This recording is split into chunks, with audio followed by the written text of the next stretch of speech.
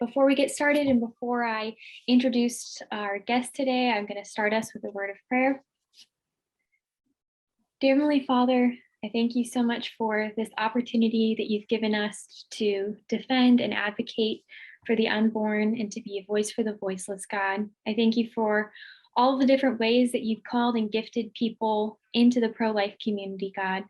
And I just ask that you would continue to use us to change hearts and minds. In your name, amen.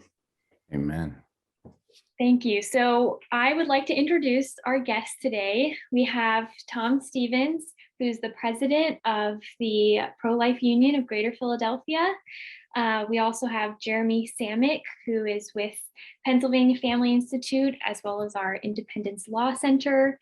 And we also have Liana Hollendonner, who is the Atlantic Regional Manager with Students for Life. And she's also on the board of the Pro-Life Union of Philadelphia. So I'm going to hand it off to each of them to share a little bit more about themselves and the great work that their organization does. So why don't we start with you, Tom? Sure.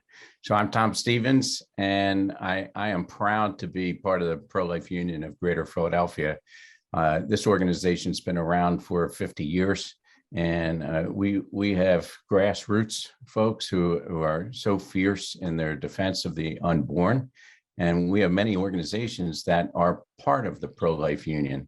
We believe the only way we can achieve our mission of coming alongside women and protecting the unborn is that if we do it in partnership with organizations.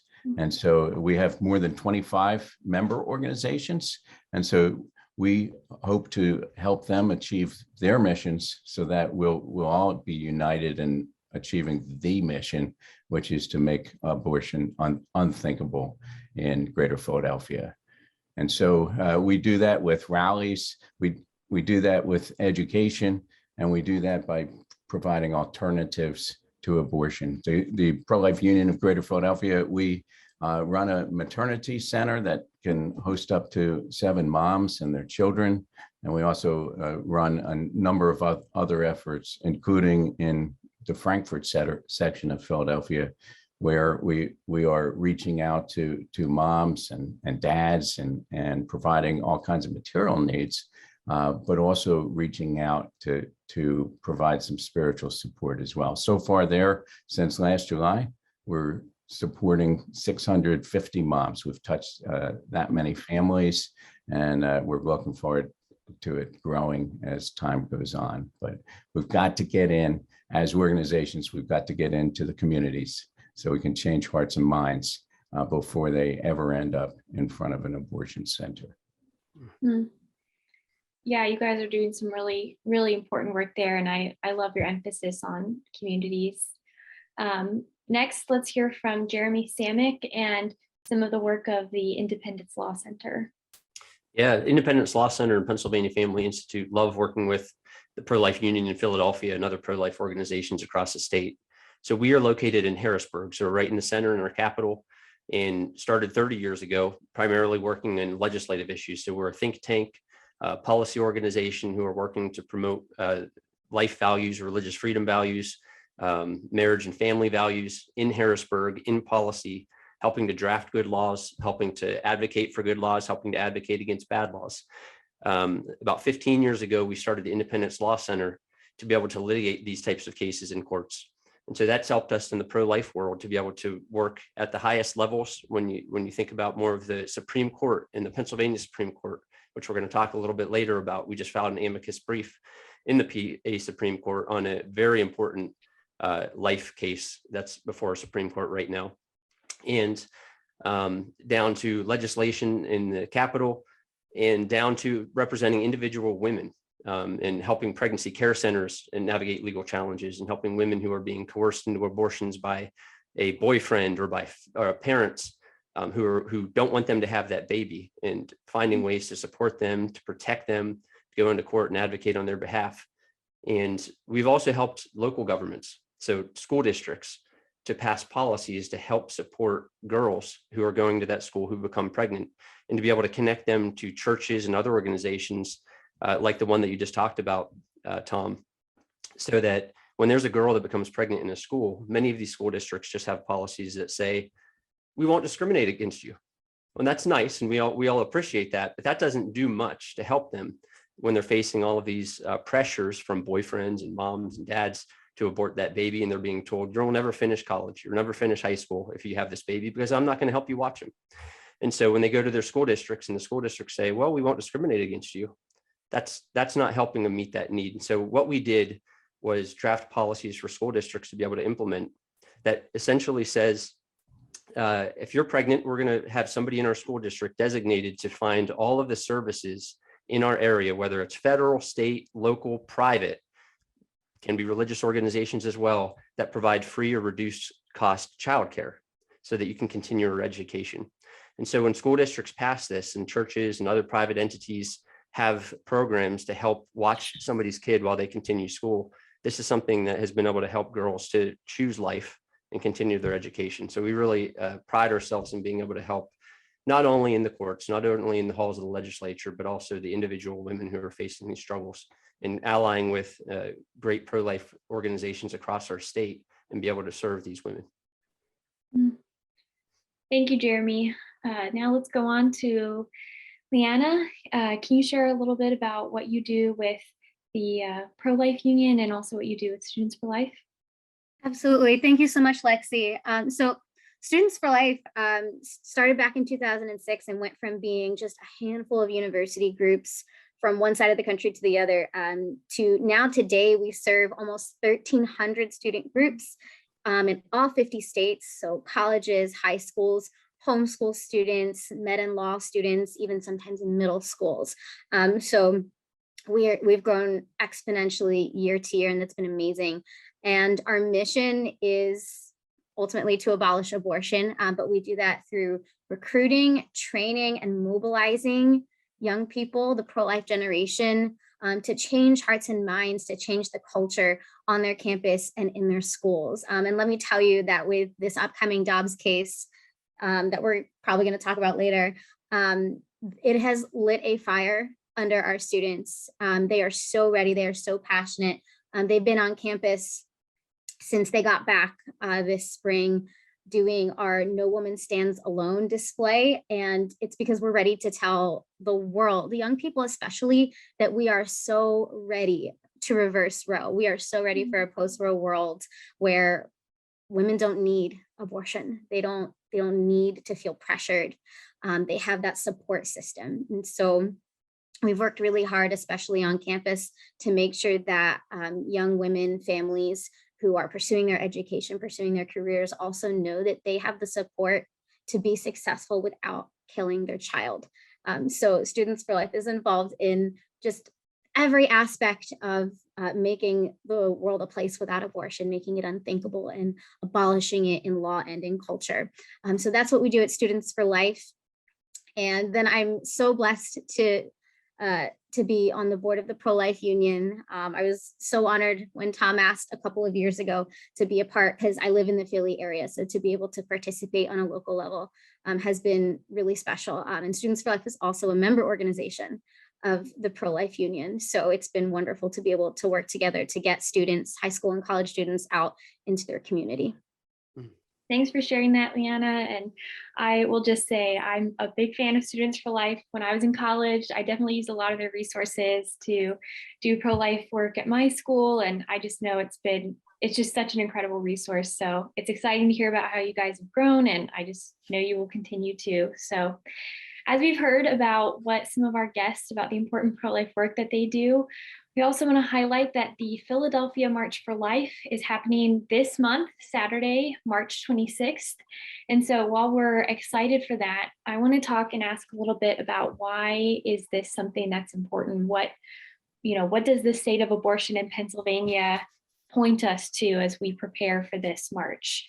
Tom, do you want to share a little bit about what the state of abortion, what the state of life looks like in Philadelphia, and how that really fuels the march? Sure. As we know, I mean, every single individual who ends up having an abortion is going to tragically be a wounded heart, and we have a loss of a life. But if you can imagine, there's been 2 million abortions in the state of Pennsylvania since Roe v. Wade. 2 million, 1 million of them have been in Southeast Pennsylvania. And it is just horrific to see when you're standing in front of an abortion center, which we recruit volunteers to do so at all the abortion centers. It is just horrible. We have the largest abortion center in the state that we're going to march by and help people to understand. Here's a place where 6,500 abortions are occurring every year. And it is just a sight to be seen because it's so unrecognizable. Usually people just don't know it's occurring. And so the Philadelphia March for Life, it's an opportunity to get out, to be heard, and to educate. If I go as a first timer and I've never been to an event like this, I'm going to see something I've never seen, just like when you go to the National March for Life. And chances are my heart is going to be touched. And then I'm going to be activated for the future. And so it's so important, so important to be there. I expect that we'll get some press coverage. We're so close to this landmark case, and we need to keep showing our presence, let people know. The other side is so loud. They're so loud. They're so forceful with their arguments, and we've been convinced as a culture that we always have to take care of women, take care of unborn, so that they don't get birthed into this horrible world. And we need to voice the reality and the truth. And that's why it's important. Plus, it'll be a great day. Thanks for sharing that, Tom. And I just, as you said, that when you're talking about the 2 million unborn lives lost to abortion in Pennsylvania and almost half of them happening in the Philadelphia region. I mean, I know that we talk a lot about numbers when we're trying to talk about the horrors of abortion, but just, it's hard to even imagine that number of just 1 million unborn lives lost. So I just think it's really powerful that we're able to march in front of the largest clinic in Pennsylvania and just to really be there. I think I'm really excited because I think that's going to be powerful. But when you talk about those numbers, sometimes when we talk about in the millions, it's hard for us to even wrap our mind around it.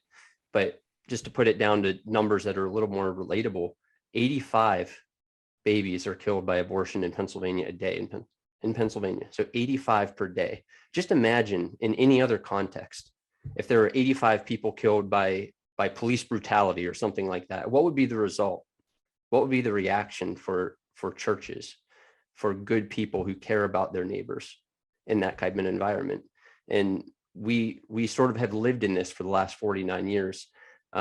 But people haven't stopped. They haven't given up. They've still passed legislation. They've gone to marches for all of these years. The march in Philadelphia, in fact, they're growing, right? The march in Philadelphia is happening. The march in DC is happening. We had a march in Harrisburg this past year that people in the legislature who've been there for decades have said that was the biggest crowd I've ever seen in Harrisburg in my life. Ever since I've been here, and I've been in this body for decades, I've never seen that many people come out for any other issue. So the truth is getting out there, and it's something that we have to continue to do. It may feel like we've done it a million times, but it is working. It is working. And like Tom said, the other side, they are loud. They're loud because they're getting more desperate and more desperate because they know that the truth is being revealed in the hearts and minds of people, especially young people, thanks to Students for Life and groups like that. So that's why I think those marches are so incredibly important, because it really shows even people who are pro-life and they care about that issue and they vote well, it shows how many allies they truly have across the state. Polling is going on our side. Science is clearly on our side. And so, the other side is fighting back on arguments that don't make sense, that are not even thinly veiled lies anymore. They're just flat out bald-faced lies. So that kind of brings us to the next thing we were going to talk about, which is we have right now a lawsuit that the abortion industry has filed in Pennsylvania. They see what's going on in the federal level with the Dobbs case. The Dobbs case might find that Roe versus Wade is unconstitutional, and that would be a wonderful, wonderful thing. And so they see the writing on the wall. The abortion industry sees that writing on the wall. And what they've done is they've gone around the country and they've looked for far left Supreme Courts and said, we're going to file lawsuits and ask those Supreme Courts to find Roe versus Wade type rights in state constitutions. So exactly what happened in the 1970s, they want those courts to manufacture, to invent a right to abortion in the state constitutions. And one of the wonderful things over the past 49 years that we've done is we've chipped away steadily over Roe versus Wade. We've passed thousands of pieces of pro-life legislation. Those pieces of pro-life legislation in states where Supreme Courts are doing this are being wiped away. And that's happening in Pennsylvania right now. So people in Pennsylvania, we have to be aware, first of all, that this Supreme Court, this case is out there. It's already before the PA Supreme Court. There's no argument date yet. But why is it important? What are they asking for? They're asking for the PA Supreme Court, which is very, very leftist, very, very judicially activist. They're asking them to manufacture a right to abortion in our state constitution and a right to pay for, using taxpayer money, elective abortions, because currently our state law doesn't permit Medicaid funding to pay for these elective abortions. So they're asking for those two things, to force you, the taxpayers, to pay for abortions using taxpayer money, and for a right to abortion to be invented, to be inserted by the court into our state constitution. So before we go on and talk about our response to that, which is a constitutional amendment in the state constitution, Tom, do you want to talk a little bit about the Dobbs case? Sure. So, we have this case. It's been in the news, and we have the option that could occur that either there's a slight change in this Roe v. Wade that's been around for so many years, that's made abortion legal in every state if the state so chooses, and they all do choose. And we have this case in Mississippi that it could bring about a change or an end to Roe v. Wade. And if that happens, that's amazing. Many, many lives are going to be saved. Right when that happens, there are states that are ready to instantly, they have trigger laws that abortion will be illegal in those states. Unfortunately, we're not one of them, but it would be an amazing thing. It's no guarantee, right? We don't know how the court is going to vote. There's nothing that we can do to persuade the court that hasn't already been done with the friend of the court briefs and the arguments. But this is a moment that is closer than ever has been to see an overturn of Roe v. Wade, and that would be a wonderful thing. And I was down there on December 1st when that oral argument was happening at the PA Supreme Court. And Lexi, I think you were down there with us, and Liana, I'm sure you guys were down there too. If you weren't, I know that many Students for Life groups are down there, and we always love your signs and seeing your signs everywhere. It's fantastic. And so just so the listener can understand the one little detail about that case, Mississippi passed a law that said we're going to stop legal abortions after 15 weeks. Now, you would think by listening to the news that this is the most extreme pro-life measure that's anybody's ever came up with. Well, in far left liberal European countries, the majority of them don't even have abortion that is allowed that late. The majority of them put it at around 12 weeks. So our country, with our extreme abortion laws right now, puts us in the category with people like North Korea and people like China and Canada. Those aren't groups that we want to be associated with when it comes to extreme abuses of human rights. But that's where we are right now. So even this Mississippi case that only moves abortion back to 15 weeks, back from, I think, what it was 24, is not really that monumental of a shift. But it is because this is the first time since 1990 that the U.S. Supreme Court has taken up whether Roe versus Wade was wrongly or rightly decided. And so that's why it's so important. And based on the questions that we heard down there that day, it looks like, I mean, fingers crossed, we're not 100%, but it looks like Roe versus Wade could go into the ash bin of history. And so that's gonna create a great opportunity here in Pennsylvania to be able to pass laws that can protect human life at all stages. But again, like we said before, the abortion industry knows this, and they see a golden opportunity to not only fight back against that potential result, but to even gain more ground and fill their coffers with more money, taxpayer money, to have taxpayer money support even elective abortions. So here's what we need to do to stop that. A constitutional amendment in Pennsylvania would prevent the Supreme Court from inventing rights to abortion. Very clearly say this is not in the Constitution. It is not in the Constitution. However, that hasn't stopped liberal judges from making up stuff in the past. It wouldn't stop them in the future. So an amendment would prevent that from happening. And it would also prevent them from forcing us to use our taxpayer money to pay for abortions. So what is the procedure? What's the process on how we get these constitutional amendments passed? The beauty is our legislature has to pass it. So in the House and the Senate, 2 times. So in 2 consecutive sessions. So right now we're in the second year of a session, 2021 and 2022. Next year will be session 2023, 2024.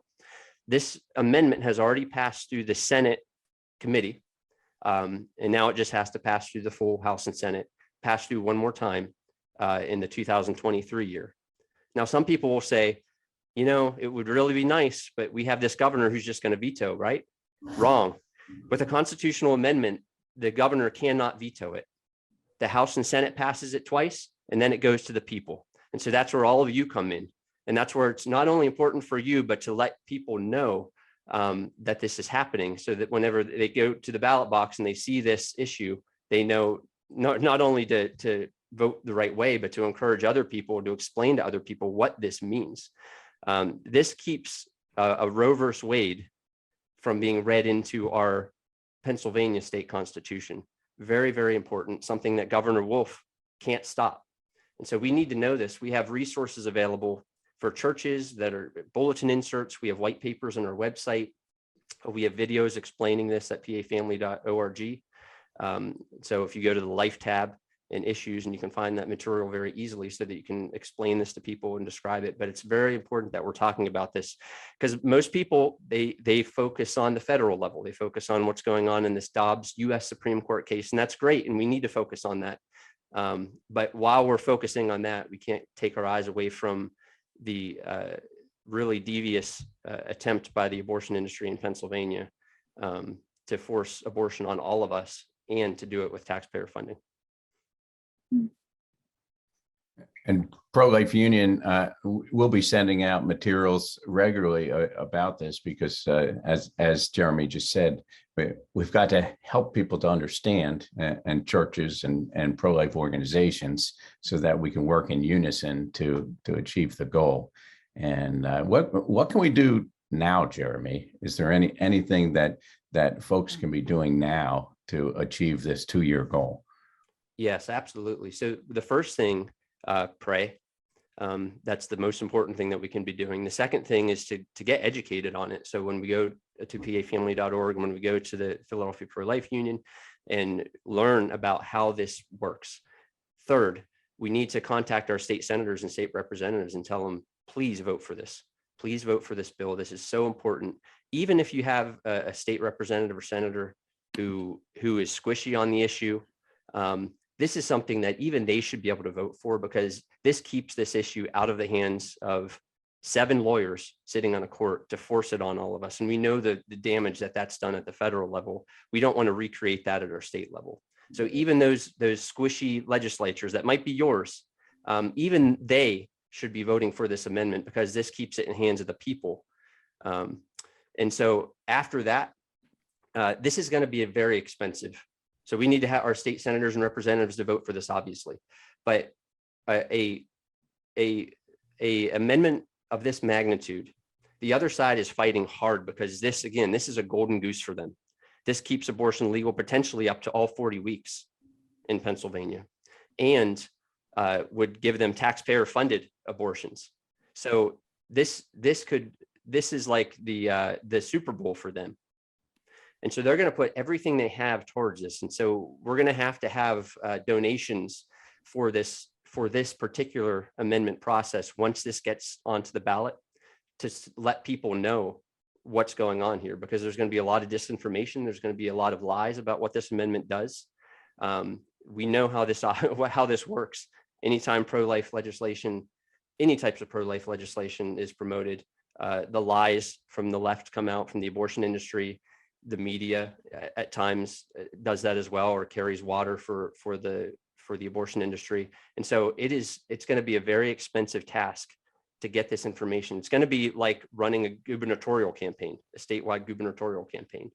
And so it's going to be something the likes that I don't think we've ever seen in Pennsylvania as far as a public information campaign to let people know what's happening. And this is something that we can really get on board our neighbors who may not care about this issue much, or may not think about this issue much. This is something that we should be talking with them about, talking with our pastors about, who maybe are not traditionally, and priests who may not traditionally talk about this stuff. This is a very, very important time. So we're talking millions of dollars, right, Jeremy? I mean, that's right. Yeah. And commercials and advertising and people going door to door leafleting. Just a massive effort to make sure that this is a winner ballot and not something that is a mess, even a near mess. Can't happen. Yeah, I think all of that really summarizes the position that we're in Pennsylvania, in a post-ops world of, we're kind of caught in between, thrilled that there's an opportunity, the first opportunity we've had in decades, for Roe to be overturned as it should be. But at the same time, just as you all have said, it doesn't automatically mean that abortion is no longer allowed in Pennsylvania. And we actually have a big threat to life here that there is a solution to with the Life Amendment.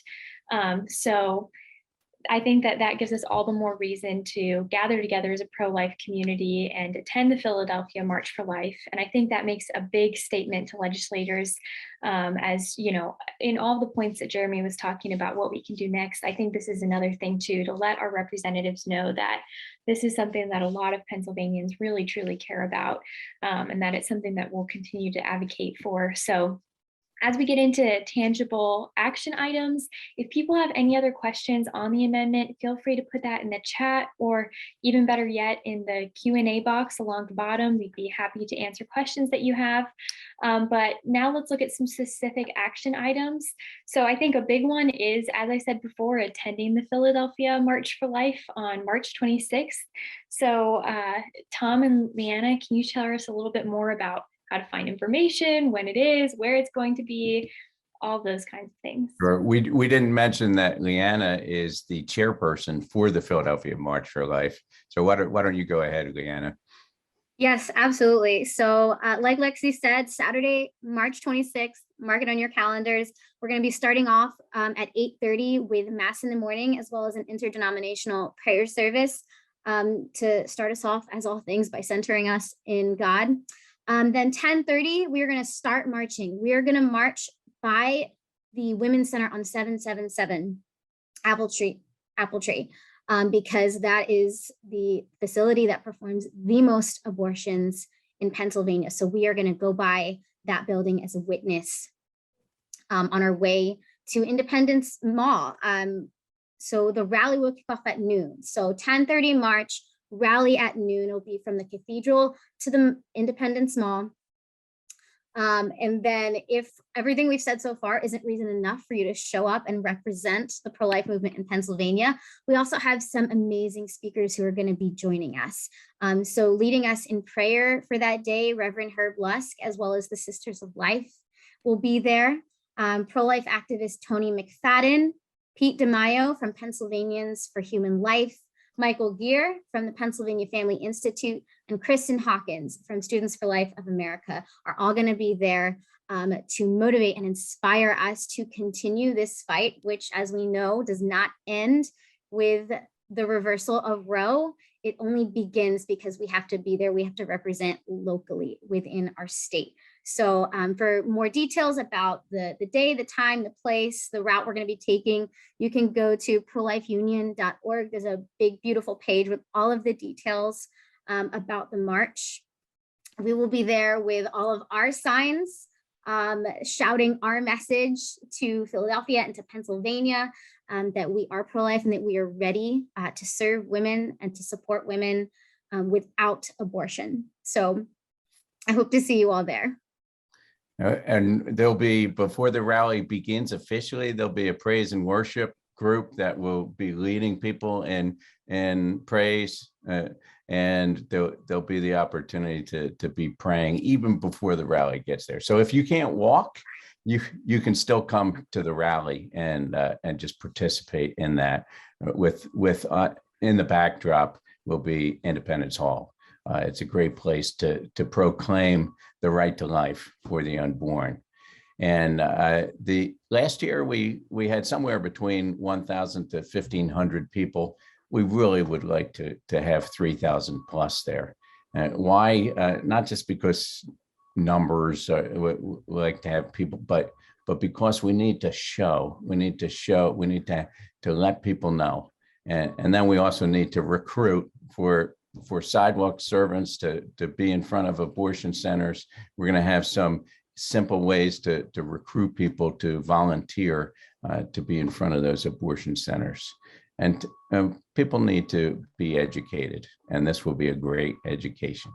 So, and Liana told me that she is absolutely certain that it's going to be a sunny day and 65 degrees. So it is going to be outstanding, much better than last year when it was very, very cold.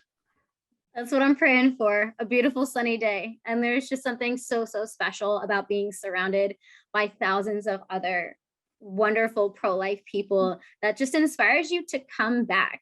There's nothing like seeing all those people at the March for Life that reminds you there should never be an empty sidewalk outside the Planned Parenthood in Philadelphia. There should always be somebody out there ready to offer alternatives to women. So we know that there are pro-life people in Pennsylvania, in Philadelphia, but we need to see you. We need you to come out and be with us every day, not just once a year.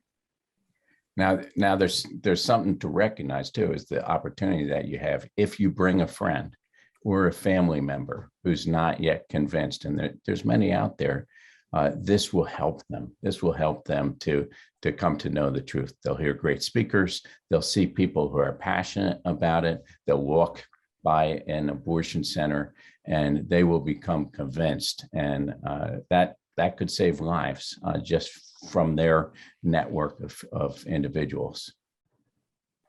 Yeah, thanks for sharing that. I know just recently, last year, the March for Life in Harrisburg was my first march, and then I went to the national one. And, you know, even someone who's working at a pro-life organization, just going to the marches and hearing people's testimonies and, you know, hearing women who have been hurt by abortion and lied to by the abortion industry, and women who chose life, and just all the resources that they had. And, you know, all of it is just, it's just such a powerful thing. So I'm really excited for the Philadelphia March, and thanks for everything you're doing to make it happen.